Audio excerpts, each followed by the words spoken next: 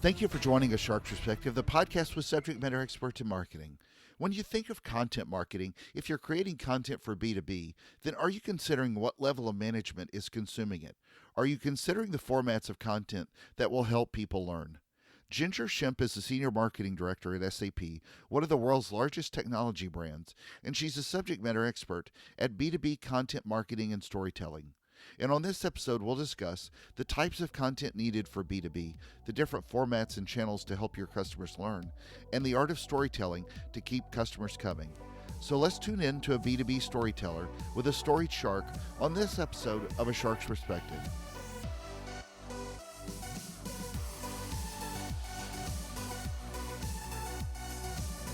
Ginger, thank you so much for joining us on A Shark's Perspective today. If you would please give us a little bit of a background on your career thus far and your history, SAP and beyond. Hi, sure. I am a senior marketing director for SAP. We're a global software company, and I've been with the company since very early 2004. And marketing isn't just what I do. It's really passionate about, uh, the role that marketing plays. So that will come through a lot as Mm-hmm. we talk. And in particular, I love working for a company that makes a difference in the world. You know, when I first got my MBA and I was interviewing for different jobs, honestly, I felt that it didn't matter if the world had a new flavor of spaghetti sauce, but technology really impacts how we live and what we do. And even if you don't understand how the technology works, it still is impacting lives and it's making things better.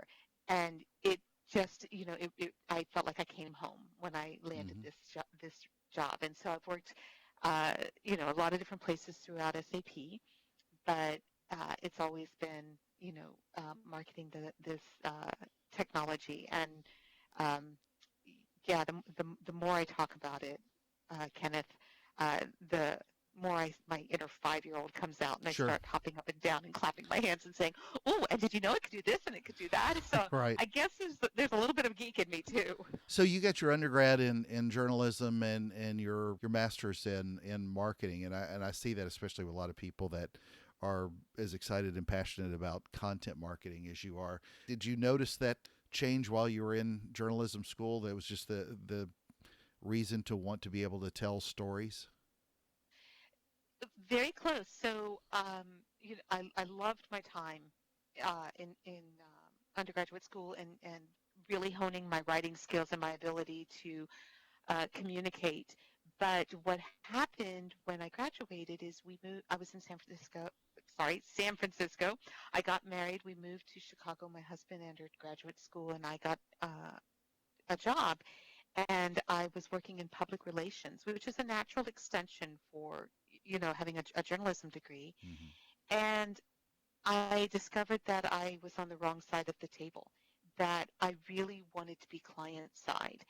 And it's just hard once you've invested 2, 3, 4 years um, right out of college in one thing to change because you've nothing else to fall back on to prove that you can do something else. And so that was sort of the impetus for me to go back and get my MBA was just so I could be a career changer. Sure. And so I did. I got my MBA, and it was in marketing and macroeconomics, and um, I was able then to position myself favorably to work in the marketing side of things and never look back.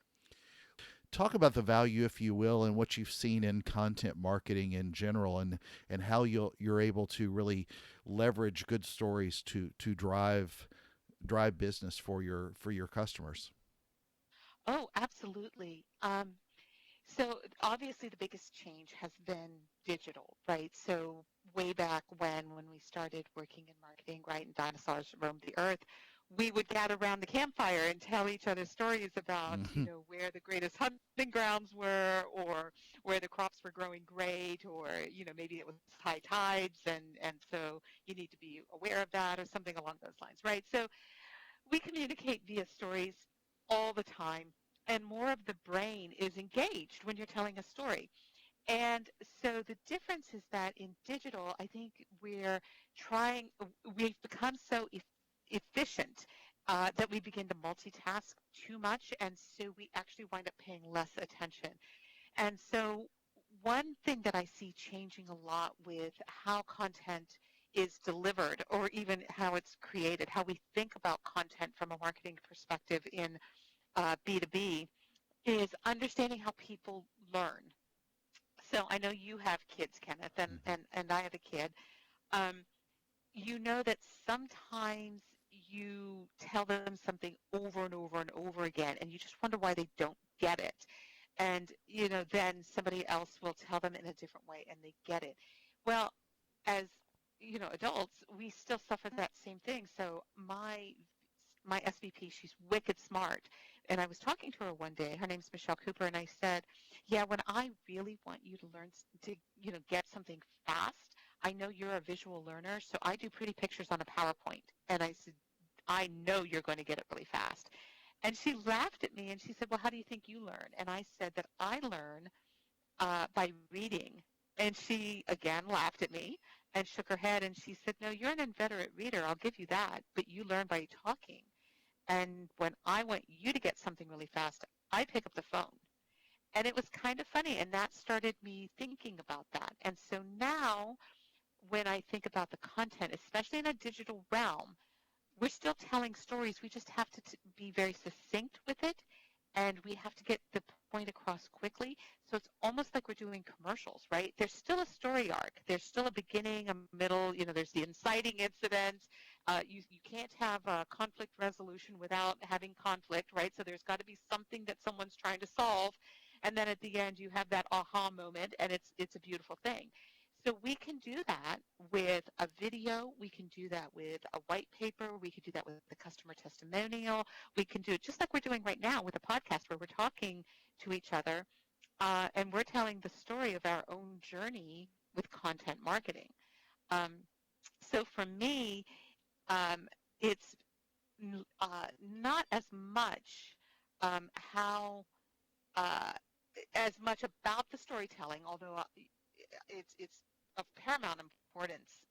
For me, it's really about what format do I need to get it in, because some people are going to naturally gravitate to certain types of formats. You know what I mean? Sure. Your audience probably learns very much in an auditory format, right? Anything that's verbal, they'll get it. They probably listen to books on tape. They listen to all kinds of podcasts, and they're very mobile. Probably they're driving a car. They're waiting for an airplane. They're on a treadmill. They're outside biking, and they're able to concentrate and learn and absorb information in an audio format. Um, that's actually on a rise. Um, when I was doing my research, I found um, that people who listen to podcasts probably spend about 4 hours a week listening. Hmm. Um, so they listen to about maybe 5 pieces of content, and that it's increased exponentially, like 25% just in the last couple of years. It just grow and grow and grow. And I'm wondering if some of the cool new technologies, in fact, I should ask you this, um, things like the Amazon Echo and the Amazon Dot, I wonder if that's a reaction to the market or if that's leading the market. Oh, It's, good it's, question. I, Yeah. yeah, I don't have an answer to that Well, one. it's wherever they can make additional money out of it. So Well, there's to that. pull people in, I don't know how much of it's altruistic anyway. But when you start to build these across a lot of different channels, if you would talk a little bit about the consistency of message regardless of where the channel is, and then really how do you build that into a series? I mean, you talk about Yeah, podcasts and blogs and videos, and almost you have to yeah, have a story within a chapter, but each chapter has to tell some central key theme to keep people pulled in, because there's a lot of I've read some of your blogs, and you'll write a series of them, and you'll have 6 or 7 pieces as part of a story, but all 6 or 7 of those in those will have some key theme to it that keeps those people with limited time. They're still going to grab that that piece of what we're trying to sell them or tell them or whatever it is has to be consistent throughout that series. And I know that's got to be extremely difficult when you think about all the different channels as well that you're putting these pieces across. It's a good question, and the funny thing is that I typically say that we start at the end when um, we are doing our content mapping. So you know that in a digital world, um, it's an always-on society, and it requires us to sort of prime the demand gen engine with a constant diet of fresh assets. So that creates a problem. We've already talked about, the fact that people listen differently, or I'm Mm-hmm. sorry, that people learn differently, Mm-hmm. and we know that there are decision makers, and we know that there are key influencers, and for lack of a better term, we'll call them advisors, right? The worker bees who come in and they say, I can't do my job because X, right? Right. They're advising you what it takes for them to be efficient.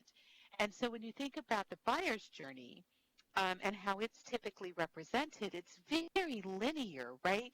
We sort of start at the beginning, we go through to the end, and then we stop. And that's so last week Mm-hmm. because in the digital world, our prospects are they're jumping in and out of the buyer's journey in unpredictable ways, and we Exactly. cannot guarantee, yeah, right, we can't guarantee that, hey, here's my first piece of content, and when you see this you will do this or that. It's a decision tree, and then I will do something that goes away in the digital world. And I'm sure everyone has probably heard that there are more people in the world who own a cell phone than own a toothbrush. Right. Eek, right? But all those cell phones are turning them into always on customers. So now we have a couple of problems. They're hopping in and out of the buyer's journey at all kinds of unpredictable, random sequences, and they're always on, even when we're not there. So we can't control where or when or how or who will encounter our content. So it's incumbent upon us as marketers, as ambassadors of our brands, to ensure that each and every one feels welcomed by our message. So if we don't do this, it's just landfill. Sorry, digital landfill. So to your point, how do you do it? Well, you start at the end. You come up with that seminal piece that it's the mother lode of information, right? So pick an example. Maybe it's a white paper. Maybe it's a video. Maybe it's some sort of content hub. And this is where, it's like, you know, the holy grail of your message. That's where the complete full length story happens. But then what you do is you start chopping it up, um, so that you can give out a little bit here and a little bit there and a little bit someplace else. Our CEO, Bill McDermott, he is very much a proponent of leaders are required to lead. Like you cannot hold something back when you're the market leader, right? Sure. You've got to help others, and high tides raise all boats, and how many other hackneyed phrases can we throw in here? So what I do, let's go back to that seminal piece of content, and let's for just for simplicity's sake, let's say it's a white paper.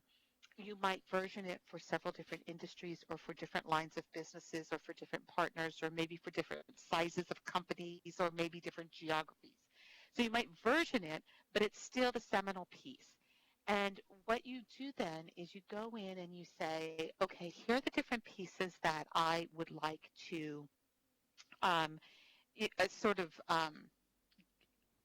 give away so that people will surrender their tightly held contact information and register to download the whole piece. Mm-hmm. So, we start thinking about it. Well, we can make a video of this piece, and maybe we can make a podcast around, this chapter, and maybe we can do a short PowerPoint presentation. And I'm talking 9 slides, and that includes the cover slide and the thank you for watching slide. You put it up on something like SlideShare and you drive people to it. Mm-hmm. Well, when you do that, maybe you embed a sound clip or a video clip from something that you've already created, or maybe you do a video white paper. It's 3 minutes long and it gives the highlights of the white paper, and it's really nicely produced, And at the end, you say, here's the link where you can download the full white paper. So we know that executives, like 59% of executives, would rather watch a video than read text. And 54% of senior executives, I think it's 54%. I'm quoting some old stats that I had, had to Sure. research at one point. They'll share work-related videos with their colleagues weekly. Well, you got to believe that if my SVP sends me a link with a video, You're I'm going to going to watch it. Right. watch it. Yeah. So maybe you create a video white paper and your executive, you target that to the executive, and the executive sends it over to a key influencer or um, some sort of advisor person and says, here, read this white paper and tell me what you think.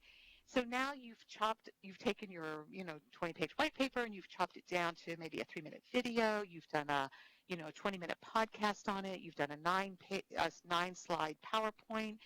When you did the PowerPoint, you embedded a 20-second sound clip, and you said, hey, if I take that one slide, I could make an audiogram and put that out on Twitter and then drive people over, to the PowerPoint. When you're doing the podcasts and the webcasts, you get creative. And I'll tell you how I did a really creative podcast in just a second. Maybe you want to go out and you do blogs. You do a series of blogs, and Mm-hmm. I'll interview my subject matter experts, and I'll have my ghostwriter on the phone with me, and I'll record the whole thing, and then I get a transcript, and so my writer now has that transcript, that recording, so my subject matter expert can maybe only give me 20 minutes, but now my writer can take his time and he's using my subject matter expert's words, and he can craft a blog that's maybe 80, 85% there, and we get it over to my subject matter expert. Now he has time to finish that and really make it his own because it's his own words.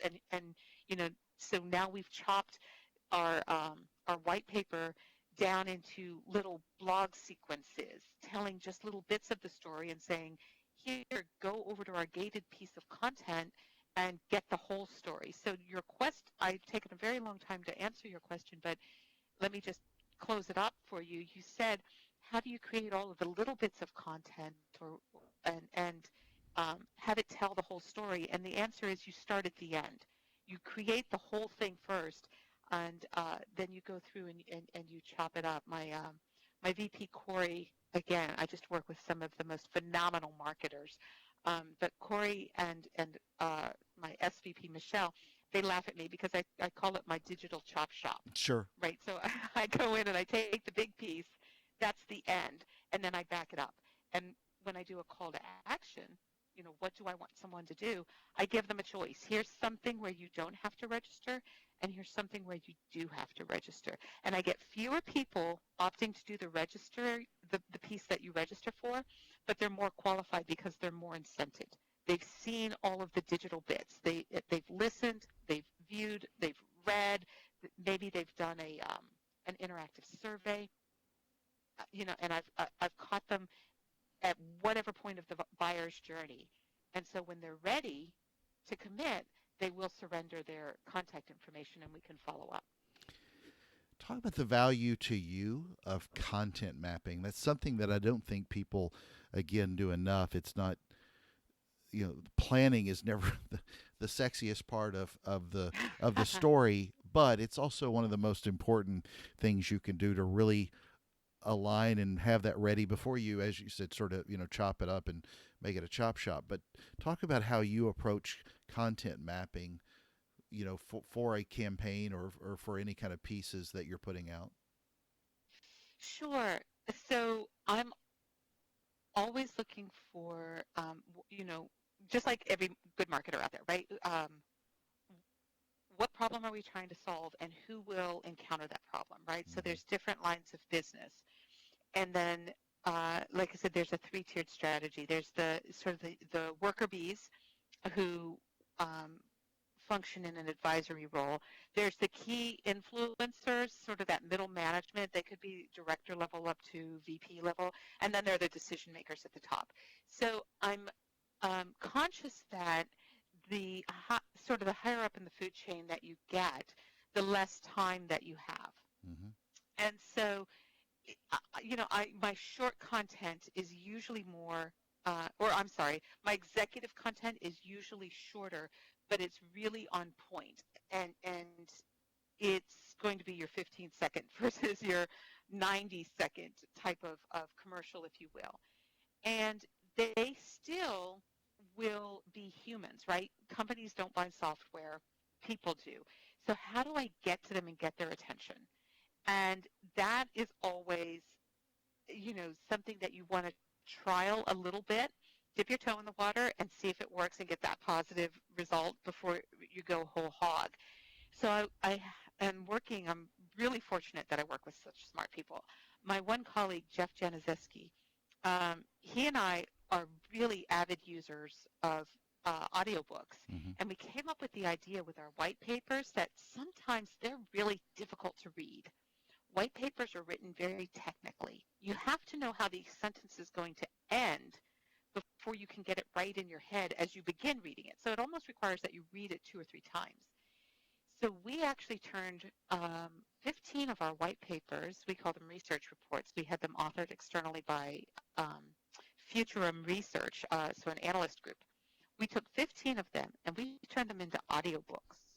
So it took about 40 minutes to listen to it, Mm-hmm. but it would take longer to actually read it. But we hired a professional voiceover artist, and we created audiobooks out of them. And by and large, our download rate was higher with the senior executives. Mm-hmm. We had thought that would be the case, but we had no proof of it because no one had ever done it to the best of our knowledge.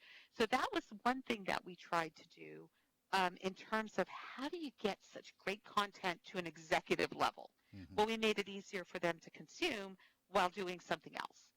Um, and then we said there's a lot of companies out there who don't know SAP, so they're net new. They have no relationship with us, and how do we get their attention? And we were marketing this really cool piece of technology. So I'm not going to go into it, but just, for the Sure. record, it's called SAP Leonardo. Yeah. It's important that you understand the name of it because Leonardo, right? Leonardo da Vinci. He was part science, part art. And this particular software has pieces of things that are really way cool. We're talking machine learning, and there's Internet of Things, and there's predictive analytics, and there's blockchain, and yada, yada, yada. So we said, how do we get to market such a cool piece, but with standard marketing tactics? And how do we, appeal to people who don't have a relationship with SAP? And so we actually hit on the idea of a podcast, but it's not a podcast like you and I are doing now, which is sort of an interview technique. We wrote a story. It's theater of the mind. We engaged a writer from out in LA. All of our talent was, right in the center of Hollywood. And the podcast is, it's a fictional story that deals with Leonardo da Vinci's associate. His name was Andre Salai. And the story that we wound up writing is about how Salai time travels via blockchain technology, and he comes to this time because it's the digital renaissance. Mm-hmm. It's the time when technology is having this whole resurgence, and when some of the most amazing things are possible. If 5 years ago, if you had said that there would be driverless cars on the road, very few people would have believed you. And Mm-hmm. yet, just 5 years later, here they are. And so this particular podcast, it's called Searching for Salai, and it's about time travel, and it's about technology, and of course there's some love story in there, and cheesecake. There's cheesecake Not in bad. the podcast. It's 9 episodes, and each one is about 15 minutes long. So when you do the math, you figure out it's a feature-length theater of the mind. Mm-hmm. Um, and we have been getting amazing reviews on, if you hit Apple iTunes Podcast or Google Podcasts, it's on all the platforms, and you start reading the reviews, you could tell that our business audience is actually listening to it because they're making those comments that tell us that we're resonating with them. Like, and we did a whole online presence, so we have 2 different blog series that support it. One is more fictional than the other, and our point was to build a very elegant bridge from the fictional world into the real world of from Leonardo da Vinci to SAP Leonardo. And we were able to really appeal to a brand new audience who had never heard of SAP. We'd never positioned SAP in the podcast. It's just a story. But, at the end, if you want more and you head on over to the website, that's when you start engaging with the real technology, which is just as cool as the podcast. So that was something that we did to try to rise above um, the noise, if you will, to position, to do marketing in a different way. Sure. And I think that's what's fun is, always, I know I've quoted our CEO, but some of the things that come out of his mouth are just so memorable. And one of the things that Bill McDermott says, our CEO, Bill McDermott, he says, if you always do what you always did, you will always get what you always got. Mm-hmm. And right now, business and technology is changing faster than it ever has, but slower than it ever will. And that's just a really exciting time to be marketing No kidding. technology. You know No what I mean? kidding. Absolutely. I mean, I've got the best job. When you look at creating content from a B2B standpoint, you just mentioned again that from a mapping standpoint, you can look at the types of individuals sort of as layers within an organization. But from a B2C standpoint, you've got one person that generally you're speaking to, and then the different types of personas. How do you approach B2B differently than you do B2C, knowing that obviously you're still reaching out to human within a company, but it's a different approach, especially as you talk about those layers within. When you're talking to Bob, the mid-level manager, or Sally, the senior level executive, or again Bill, the CEO, how do you sort of approach reaching them at still that human level to connect? That's an excellent question, and one that I can't pretend that I'm the expert on, but and so I can't say I got nothing. But here's what we've been doing, and it's been really fun, and that is we keep in mind that we are fortunate that we're selling technology in the end, right? Mm-hmm.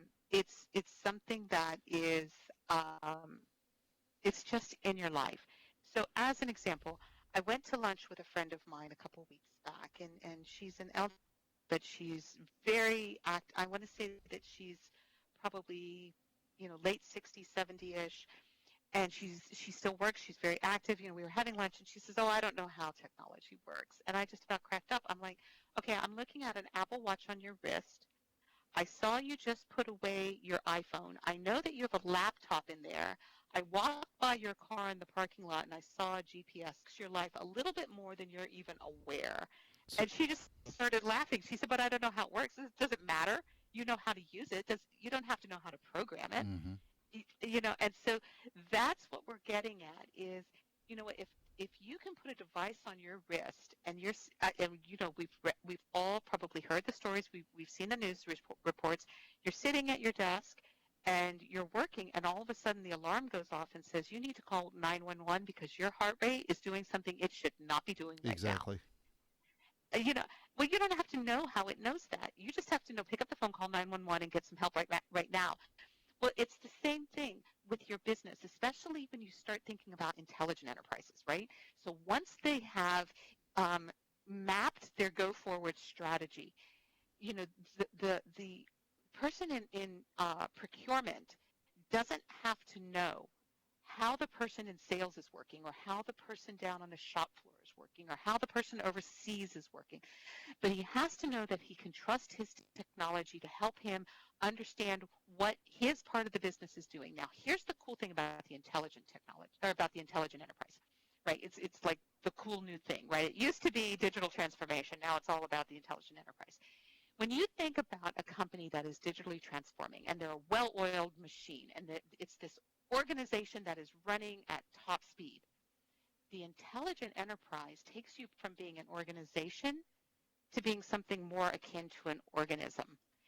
The brain doesn't have to tell the lungs to inflate. Mm-hmm. And if you can't breathe, the brain will tell the muscles to struggle until you can. Mm-hmm. And the brain doesn't have to tell the eyes to blink when something's coming at your face. You know to do it.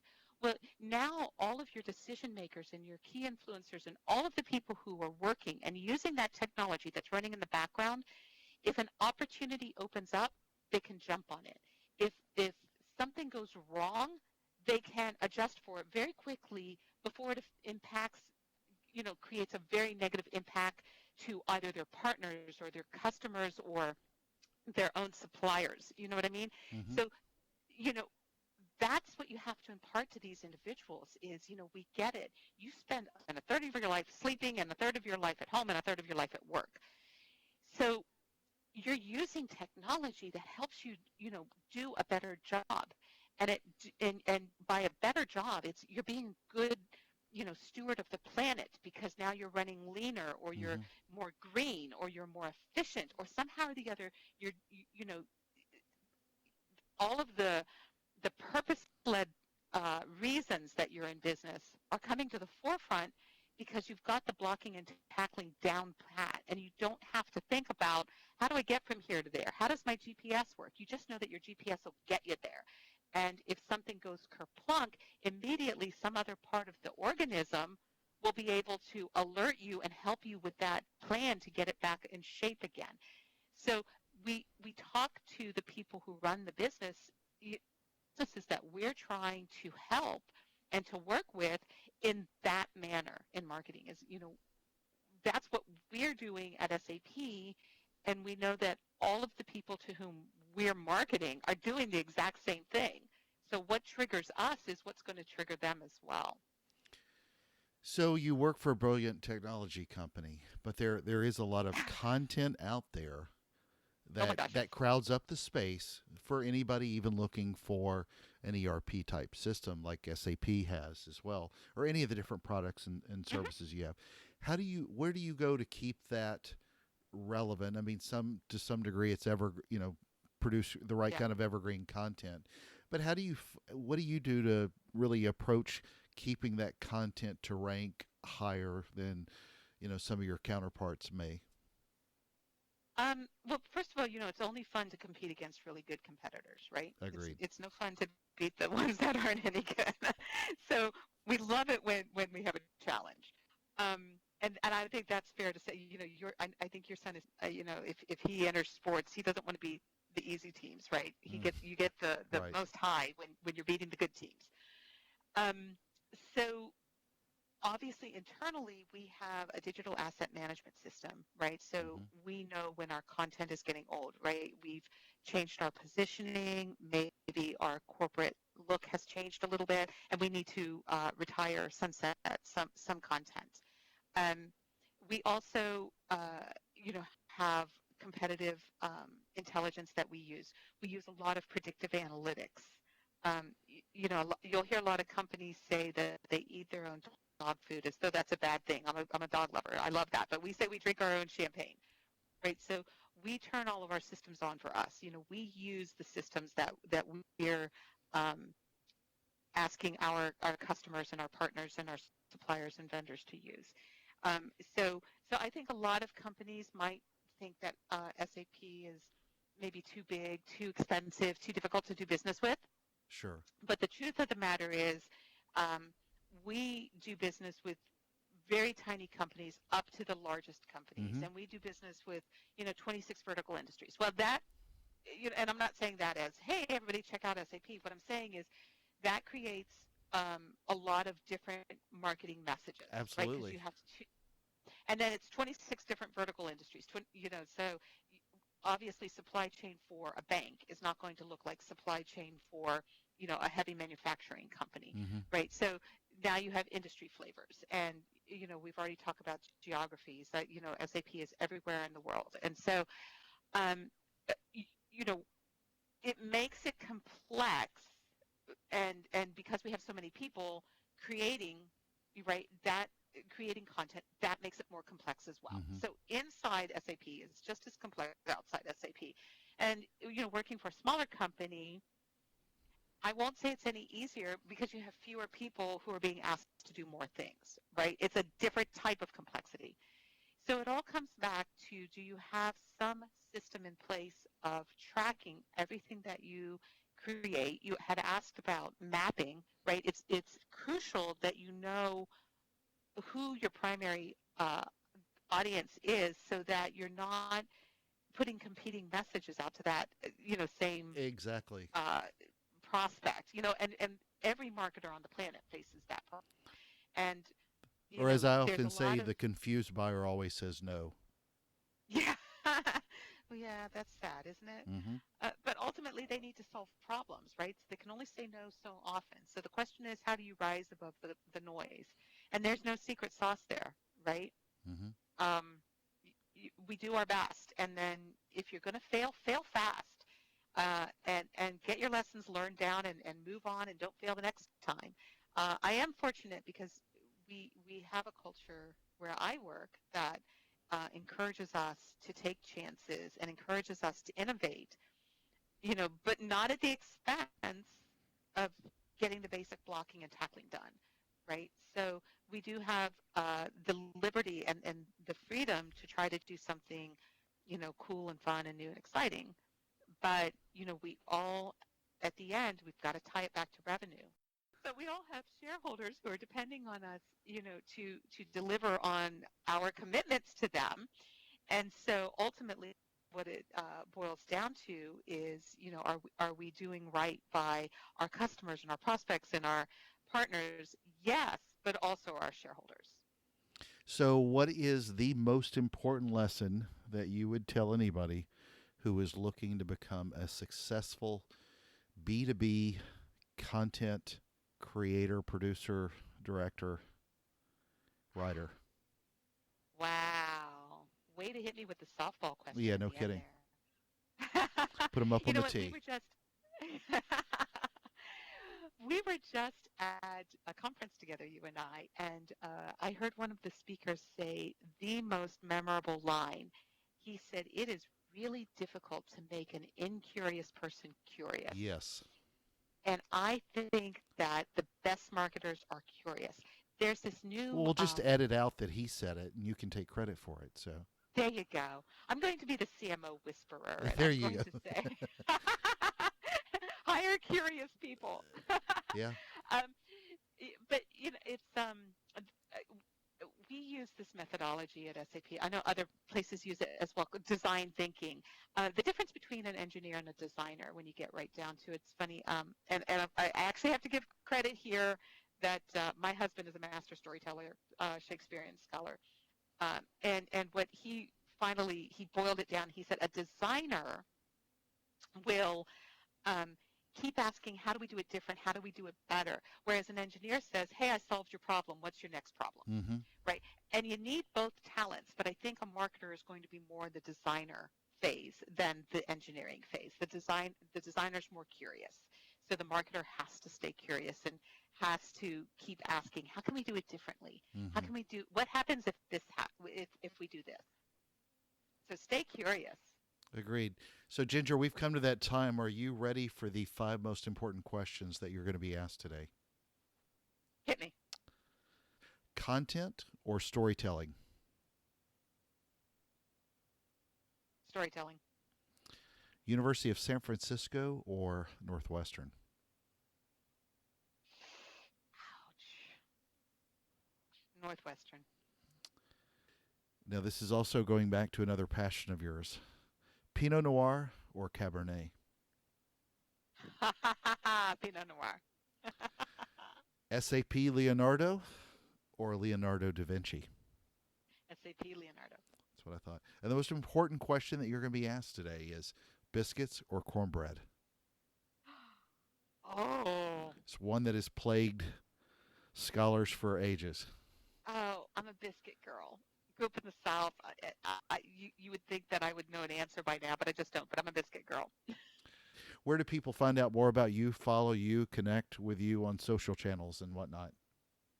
LinkedIn and Twitter are the primary. So Twitter, my handle is my name, Ginger Shimp, and LinkedIn, just search for my name, and I'm there.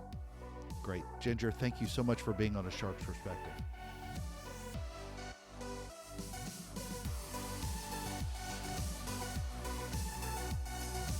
So there was my conversation with Ginger Shimp, the Senior Marketing Director at SAP, one of the world's largest technology brands, and a subject matter expert at B2B content marketing and storytelling. Let's take a look at 3 key takeaways from my conversation with her. First, one thing we don't pay enough attention to with content is keeping in mind with B2B content that it's understanding how people learn. As she said, sometimes we tell someone something over and over and over, and then someone else tells it and then they get it. But remember that people learn by reading a blog, others by a YouTube video, while others by an audio podcast, and so on. The core of the story still has to have its main components, but keep in mind that sometimes it's more about the format that will help the customer digest your content. Second, when you think about the buyer's journey, your prospects are jumping in and out of the journey in unpredictable ways. Make sure that each of your content pieces starts at the end of the story. Work on producing your larger targeted piece, and then, as she said, chop it into smaller pieces. Third, make sure to keep in mind when mapping content for B2B that the types of content that resonates with a level of management will differ. A C-level executive will consume content differently than a mid-level manager versus an associate. They each have different amounts of time and each has different needs for the types of content to support a need. And ultimately, your content should be there to help each of these levels of customers find you and solve problems. So make sure that your messaging across all levels doesn't contain mixed messages. The confused buyer always says no. Got a question? Send me an email to kenneth@asharksperspective.com. It's been my privilege to share this story in order to discuss another one of the many components that makes up marketing today. As Leonardo da Vinci once said, learning never exhausts the mind, so join us on the next episode of A Shark's Perspective.